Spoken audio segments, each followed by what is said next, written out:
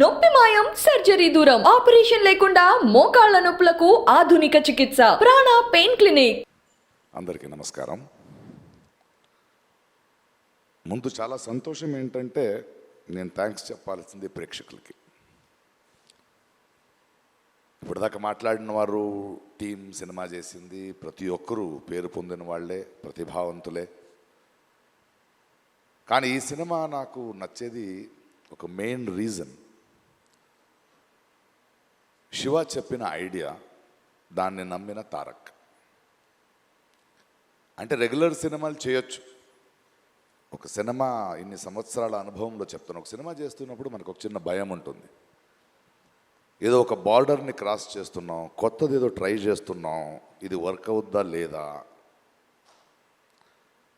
కానీ ఒక ఆత్మవిశ్వాసం ఉంటుంది కదా, that I have to be different అనేది. మధ్యలో ఒకరోజు ఒక లైన్ చెప్పాను ఆయనకి, అంటే ఒక ట్రెండ్ జరుగుతుంటుంది, అలాంటి సినిమాలు చేస్తూ వ్యాపారం చేసుకోవడం వేరు, కానీ వింతగా డిఫరెంట్గా ఆలోచించి తన నుంచి ఒక ఐడెంటిటీని తీసుకోవడం వేరు. అంటే ఒక ప్రవాహం కొట్టుకు వెళ్ళిపోతుంటే చచ్చిపోయిన చేపలు చాలు దాంతో వెళ్ళడానికి, ఎదిరి తీయడానికి ఆ చేపకి ప్రాణం ఉండాలి. అలాంటి ప్రాణం ఉన్న ఇద్దరిళ్ళు, Shiva and Tarak. They are ready to risk to do something new. నాకు తారక్ ఎంత ప్రేమ అంటే నిజంగా ఈరోజు ఎప్పుడు చెప్పలేదు. ఆయన నేను ఆ ఆస్కర్ ఫంక్షన్లో నా ఇంట్లో కూర్చొని ఒక చిన్న వీడియో చూస్తుంటే ఆ great actors and world cinema people మధ్యలో తను మాట్లాడుతుంటే ఎంత గర్వించాను.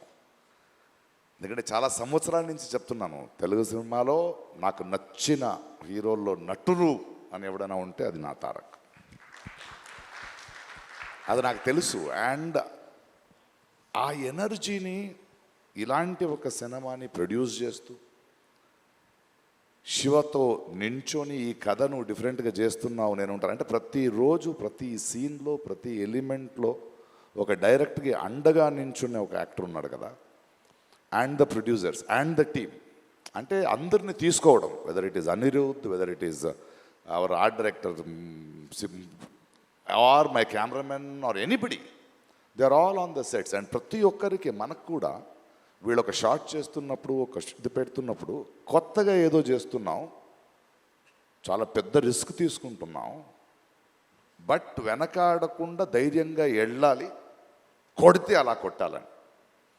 సో సినిమా రిలీజ్ అయ్యే రోజు వరకు నాకు లోపల గుండెగా ఉంది. ప్రతిరోజు డబ్బింగ్ చెప్పేటప్పుడు కూడా అది వేరే భాషలో వెళ్తుంటే నేనే వెళ్ళి కూర్చున్నా, ఆ రైటర్స్ని పిలిపించుకుని. లేదు, ఎందుకంటే నాకు భాష తెలుసు, నేను డబ్బింగ్ చెప్పగలను అనేది కాదు, ఈ టీంలో ఉన్న నిజాయితీ నాలాంటి వాడిని ఎలా మారుస్తుందంటే ఈ భావాన్ని ఇంకో భాషలో మిస్ అవ్వకూడదు.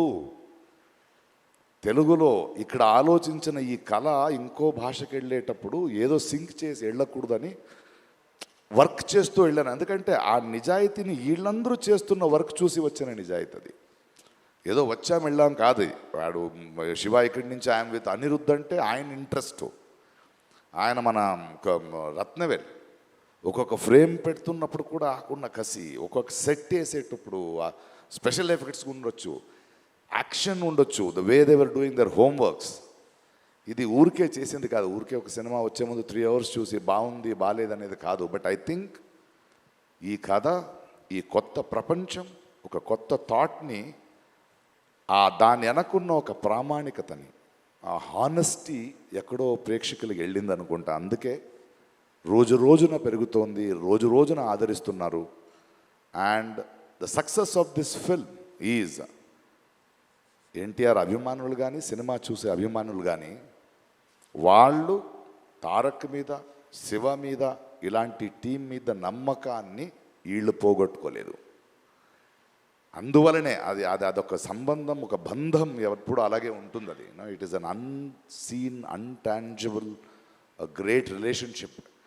And I'm so happy to be with this team. And thank you the producers for not even letting one stone turn, stood like rocks. And to every technician who put his heart and soul and believed in this film, ఆ నమ్మకం ఇవాళ గెలిచింది. Thank you for pushing the boundaries and creating a new world. Waiting for part 2. Thank you. Thank you Prakash Raj గారు, thank you so much. ఇప్పుడు